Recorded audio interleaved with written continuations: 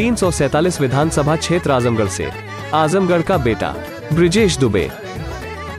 सबका साथ सबका विकास।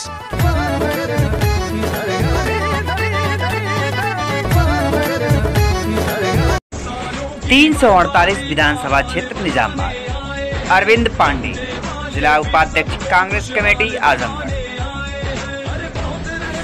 348 विधानसभा क्षेत्र निजामाबाद। अरविंद पांडे, जिला उपाध्यक्ष कांग्रेस कमेटी आजमगढ़।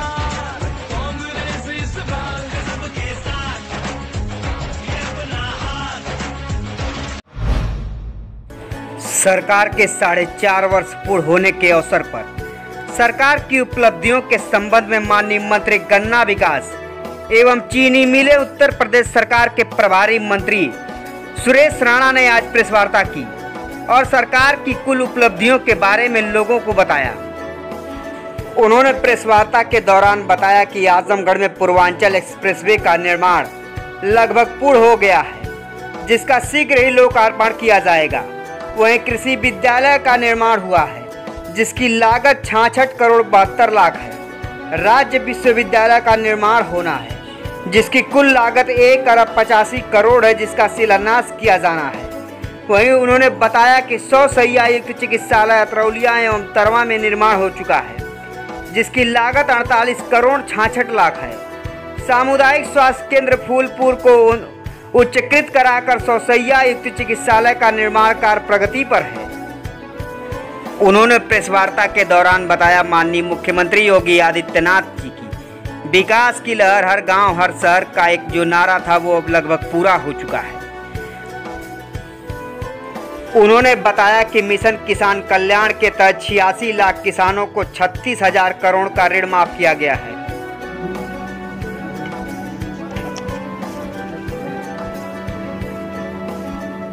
मित्रों, आज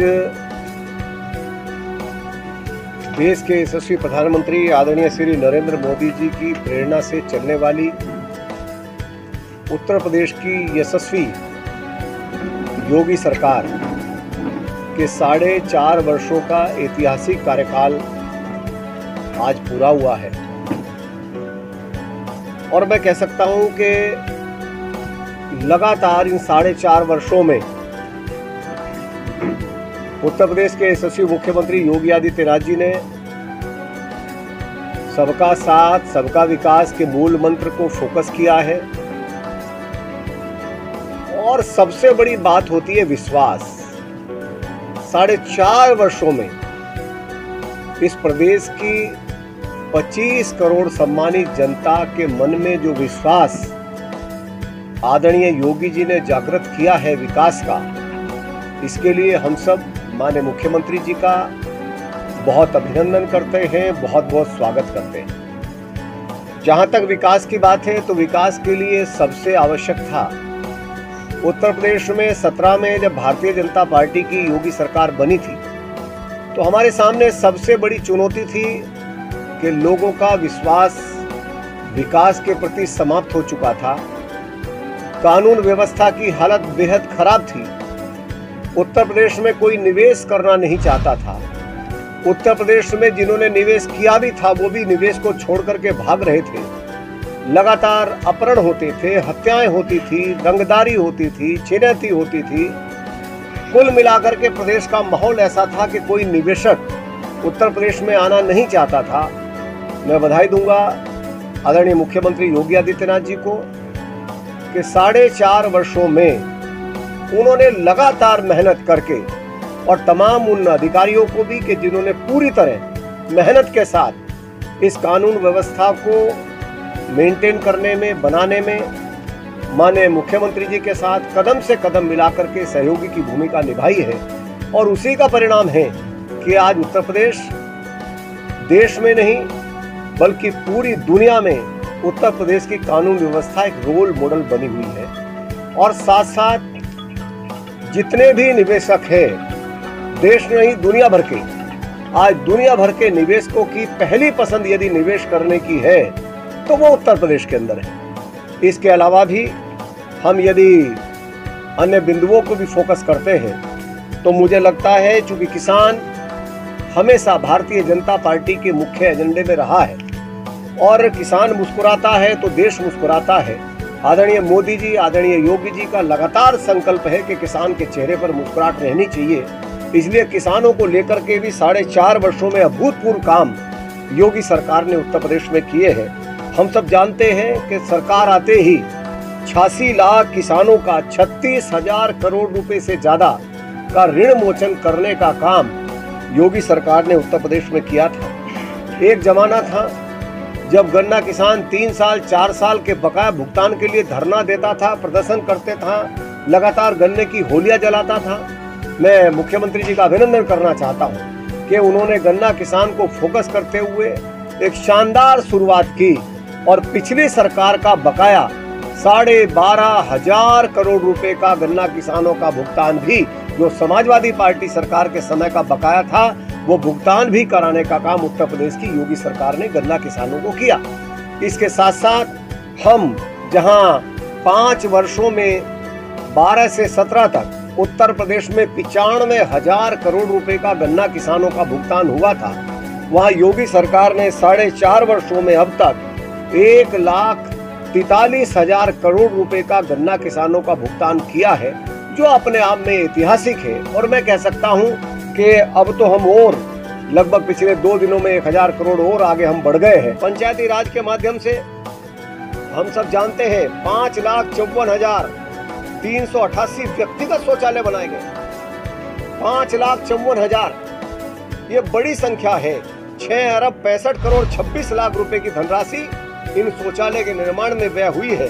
ये बड़ा काम आदरणीय योगी आदित्यनाथ जी के द्वारा यहाँ आजमगढ़ की धरती पर प्रदेश के साथ साथ किया गया है। हम उनका बहुत बहुत अभिनंदन करना चाहते हैं। अन्य बहुत सारी विकास की योजनाएं आदरणीय योगी जी के द्वारा, चाहे वो मनरेगा के क्षेत्र में, पशुपालन के क्षेत्र में, नगरीय विकास के क्षेत्र में, खाद्य रसद के क्षेत्र में और बाल विकास पुष्टाहार के क्षेत्र में, औद्योगिक प्रोत्साहन के क्षेत्र में, स्वास्थ्य चिकित्सा शिक्षा के क्षेत्र में, विद्युत के क्षेत्र में और तमाम समाज कल्याण विभाग के क्षेत्र में जो जो बड़े काम हैं वो यहाँ आजमगढ़ की धरती पर किए गए हैं। मैं इसके लिए माननीय मुख्यमंत्री जी का बहुत बहुत अभिनंदन करना चाहता हूँ, बहुत बहुत उनको बधाई देना चाहता हूँ।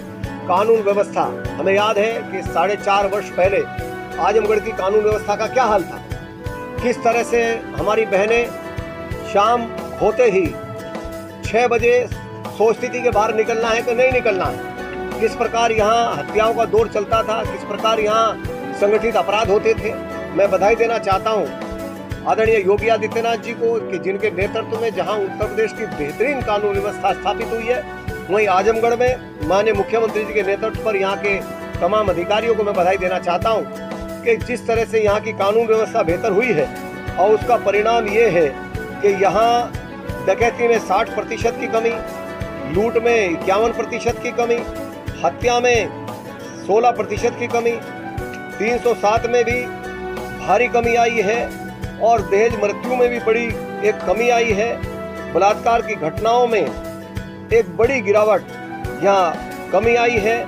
गैंगस्टर एक्ट की बड़ी कार्रवाई यहाँ के प्रशासन के द्वारा की गई है। कुल 1363 अभियुक्तों के विरुद्ध गैंगस्टर एक्ट की कार्रवाई की गई है और 437 अपराधियों की हिस्ट्री शीट खोली गई है। यूं ही कानून व्यवस्था मजबूत नहीं होती। कानून व्यवस्था मजबूत करने के लिए बड़ा दिल चाहिए और मैं कह सकता हूं कि योगी आदित्यनाथ जैसा शानदार मुख्यमंत्री चाहिए कि उनका स्पष्ट निर्देशन है कि जीरो टॉलरेंस है भ्रष्टाचार को लेकर के और किसी भी तरह से ना भ्रष्टाचार की संभावना उत्तर प्रदेश में है और ना अपराध की संभावना उत्तर प्रदेश में है। इसलिए उनके नेतृत्व में जिस प्रकार बेहतर काम हुआ है और हम कह सकते हैं कि बेहतरीन तरीके से उत्तर प्रदेश की कानून व्यवस्था को हम लोगों ने फोकस किया है, तो ये आजमगढ़ में भी हमने बहुत अच्छी कार्रवाई यहाँ के विभाग के द्वारा, यहाँ के तमाम अधिकारियों के द्वारा यहाँ की बेहतरीन कानून व्यवस्था को बनाने में किए हैं। 10 अपराधी यहाँ मुठभेड़ में मारे गए हैं, 60 अपराधी मुठभेड़ में घायल हुए हैं। इसके अलावा भी यहाँ की कानून व्यवस्था बहुत शानदार तरीके से यहाँ की कानून व्यवस्था को कायम करने का काम यहाँ की पूरी टीम ने किया है। मैं पूरी टीम को बहुत बहुत बधाई देता हूँ। और मित्रों, सबसे बड़ी बात जो मैंने कही है कि उत्तर प्रदेश में आज विकास जागृत हुआ। नीति आयोग की रिपोर्ट होती है, पहले नीति आयोग की जब रिपोर्ट जारी होती थी तो उत्तर प्रदेश का नाम पहले नंबर पर तब भी आता था, पर नीचे से पहले नंबर पर आता था। आज योगी आदित्यनाथ जी के नेतृत्व में 4.5 वर्षों का परिवर्तन इस बात का गवाह है। भारतीय जनता पार्टी की सरकार का 4.5 वर्षों का परिवर्तन इस बात का गवाह है कि आज रिपोर्ट जारी होती है तो पहला नंबर आता है तो ऊपर से आता है। आज हम ईज ऑफ डूइंग बिजनेस में देश में 12वें से दूसरे नंबर की छलांग हम लोगों ने लगाई और हमारा संकल्प है कि हम पहले नंबर पर जल्द ही हम आ जाएं। इसके लिए आदरणीय योगी आदित्यनाथ जी काम कर रहे हैं। बड़ा निवेश यहाँ हुआ है, युवाओं के लिए रोजगार के अवसर लगातार पैदा हो रहे हैं, ईमानदारी के साथ भर्तियां हो रही हैं, किसानों को केंद्र में रख करके योगी सरकार काम कर रही है। यहाँ की बेहतरीन कानून व्यवस्था, मैंने पहले भी कहा कि देश के लिए रोड मॉडल बनी हुई है। लगातार इन तमाम बिंदुओं को फोकस करते हुए योगी आदित्यनाथ जी की उत्तर प्रदेश की भारतीय जनता पार्टी की सरकार निश्चित रूप से बेहतरीन तरीके से उत्तर प्रदेश को देश में नहीं दुनिया में मान सम्मान स्वाभिमान दिलाते हुए आगे बढ़ रही है। 4.5 वर्षों का स्वर्णिम कार्यकाल मैं कह सकता हूँ आज तक पूरा हुआ है और लगातार आदरणीय योगी जी के नेतृत्व में हम लोग ऐसे ही आगे बढ़ते रहेंगे। और मैं कह सकता हूँ कि ये हम सब के लिए गौरव का विषय है। ये केवल भारतीय जनता पार्टी के नेतृत्व के लिए या भारतीय जनता पार्टी के कार्यकर्ताओं के लिए नहीं, ये उत्तर प्रदेश के 25 करोड़ लोगों के लिए गौरव का विषय है कि हमें आदरणीय प्रधानमंत्री जी की लगातार प्रेरणा मिलती है। आदरणीय प्रधानमंत्री जी का आशीर्वाद लगातार उत्तर प्रदेश के ऊपर रहता है और योगी आदित्यनाथ जी लगातार मॉनिटरिंग करते हुए उत्तर प्रदेश को विकास के रास्ते पर नित्य नए आयाम करते हुए आगे लेकर के जा रहे हैं। आप सब लोगों ने धैर्यपूर्वक मेरी सारी बातों को सुना। हमारे भारतीय जनता पार्टी के माननीय सम्मानित दोनों जिलाध्यक्ष यहाँ मौजूद हैं, अन्य हमारे वरिष्ठ नेतागण यहाँ मौजूद हैं, हमारे तमाम अधिकारीगण यहाँ मौजूद हैं और मैं तमाम पत्रकार मित्रों का अभिनंदन करूंगा कि 4.5 वर्षों की जो उपलब्धियां है और 4.5 वर्षों के सारे कार्यकाल में लोक कल्याण के जो भी कार्यक्रम हैं उन सारे कार्यक्रम को पत्रकार माध्यम के माध्यम से, मीडिया के माध्यम से आप लोगों ने भी जन जन तक पहुंचाने का काम किया है। मैं आपको भी बहुत बहुत आपका भी धन्यवाद करना चाहता हूँ।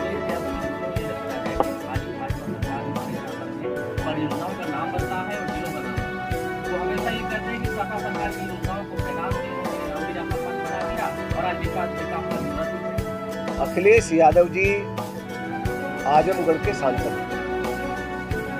यहाँ देश की आजादी से लेकर के अब तक आजादी के कार्यकाल में जितनी पेंशन हुई, चाहे वो वृद्धा पेंशन हो, चाहे वो दिव्यांग पेंशन हो या अन्य पेंशन हो जो पात्रों की पेंशन है, आज 65 साल में जितनी पेंशन बनी उससे ज्यादा पेंशन बनाने का काम 4.5 वर्षों की योगी सरकार ने किया।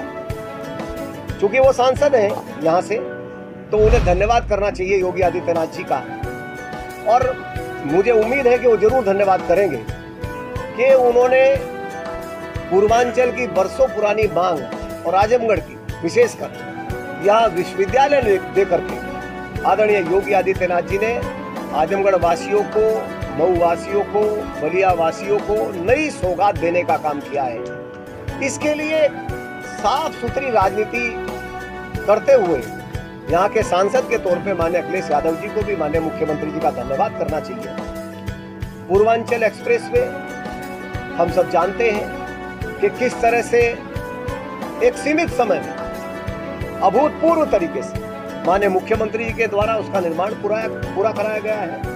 चाहे बलिया को लिंक करने का विषय हो, चाहे गोरखपुर को लिंक करने का विषय हो। और 4.5 वर्ष पूर्व जब मैं आजमगढ़ आया था और मैंने यहाँ की सड़कों का हाल देखा था और आज जिस तरह से बहुत गति के साथ यहाँ सड़कों का निर्माण हुआ है, इसके लिए भी सांसद के तौर पे माननीय अखिलेश यादव जी को तो निश्चित रूप से माननीय मुख्यमंत्री जी को बधाई देनी चाहिए। क्योंकि जब किसी सांसद के क्षेत्र में, अब ये तो मैं नहीं कहूंगा कि उन लोगों को तो विकास की चिंता नहीं थी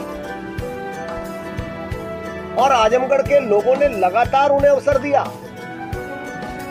उसके बावजूद भी आजमगढ़ के विकास को तनिक भी उन्होंने फोकस करने का काम नहीं किया। वैसे तो प्रदेश के विकास को ही फोकस करने का काम नहीं किया, पर जहां से व्यक्ति चुना जाता है वहां के प्रति और उसकी ज्यादा जिम्मेदारी होती है। तनिक भी उन्होंने यहाँ के विकास को फोकस करने का काम नहीं किया। ये भारतीय जनता पार्टी है, आदरणीय मोदी जी की प्रेरणा, आदरणीय योगी जी का नेतृत्व कि प्रदेश के कोने कोने में विकास को पहुंचाना है। सबका साथ सबका विकास, हमारे लिए प्रदेश के सारे क्षेत्र बराबर है। इसलिए आजमगढ़ के विकास को फोकस करते हुए योगी आदित्यनाथ जी ने ऐतिहासिक कदम बढ़ाए हैं। इसके लिए मैं माननीय मुख्यमंत्री जी का बहुत बहुत अभिनंदन करता हूं।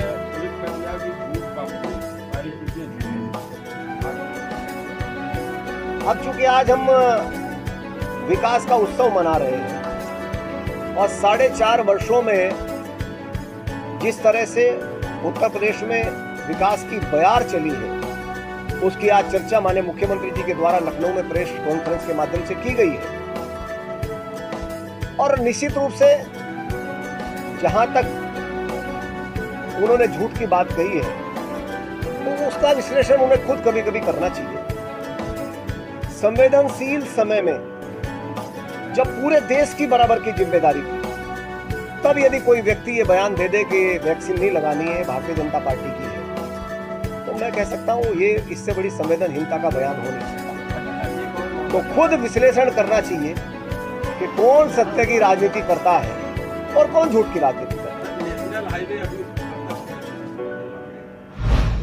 लगातार हम लोग निर्माण के सारे कार्यों को गतिबद्ध तरीके से, समयबद्ध तरीके से पूरा कर रहे हैं और हमारा सपना है कि विकासशील उत्तर प्रदेश, शानदार उत्तर प्रदेश, और उसी के साथ साथ आजमगढ़ का विकास भी उसी गति के साथ आगे बढ़ रहा है।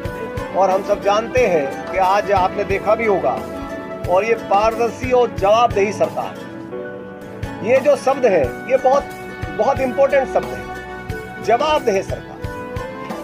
हम जनता के प्रति जवाबदेही के लिए सजग हैं। हम लगातार आंख में आंख मिलाकर के राजनीति करने में विश्वास करते हैं, और उसका कारण है कि मोदी जी जैसा, योगी जी जैसा ईमानदार नेतृत्व, मैं कह सकता हूं ये हम सबका सौभाग्य है कि हमें आदरणीय मोदी जी जैसे प्रधानमंत्री और आदरणीय योगी जी जैसे मुख्यमंत्री मिले हैं।